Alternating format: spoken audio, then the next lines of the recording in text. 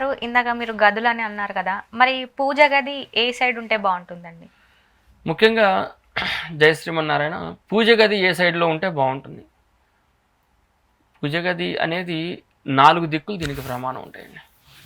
4 దిక్కుల్లో పెట్టొచ్చు.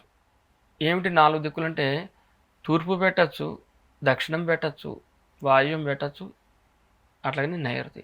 తూర్పులో కూడా తూర్పు మధ్య భాగం గానీ, ఈశాన్య భాగం గానీ. ముఖ్యంగా ఇది ప్రాంతాల వారీగా పూజ గదుల యొక్క ప్రమాణం అనేది మారిపోతూ ఉంటుంది. ఉదాహరణకు మనకు తెలంగాణలో తీసుకున్నాం అనుకోండి, వాయువ్య భాగాల్లో ఉంటాయి పూజ గదులు. పురాతన గృహాలు తీసుకుంటే వాయువ్యంలో పూజ గది పెడతారు. అట్లాగే మనకు ఇటు రాయలసీమ ప్రాంతం, అనంతపురం అట్లా అటు నుంచి కర్ణాటక వెళ్ళి చూసుకుంటే కనుక నైరుతిలో పూజ గదులు పెట్టినళ్ళు చాలా ఉంటుంటాయి. అదే మనం ఆంధ్రాలో కనుక చూసుకుంటే పూజ గదులు తూర్పు భాగాల్లో పెట్టి ఉంటాయి అన్నమాట. కాబట్టి ఆయా ప్రాంతాలకు అనుగుణంగా వాళ్ళు పూజ గదులు పెడుతున్నారు.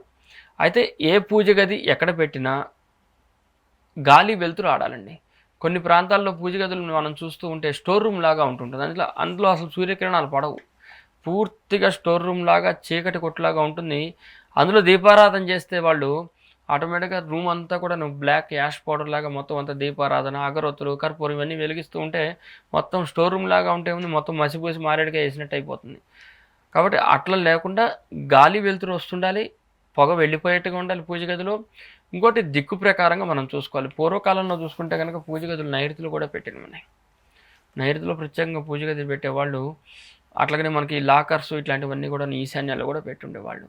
తర్వాత తదనుగుణంగా ఈ యొక్క కాలానికి అనుగుణంగా మారిపోతా ఉన్నాయి వస్తు రూపంలో. కాబట్టి ఎక్కడ ఉన్నా కానీ మనకు బేసిక్‌గా గాలి రావాలి, గాలి వెళ్ళాలి పూజ గదిలోకి. అది ఆయా దిక్కు ప్రకారంగా చూసుకోవాలి. అట్లాగే మనం ప్లాన్ ఏయించుకునేటప్పుడు డిగ్రీస్ ఆధారంగా మనం దాన్ని చెక్ చేసుకుంటే ఎటువంటి ఇబ్బంది లేకుండా పూజ గది నిర్మాణం చేయవచ్చు.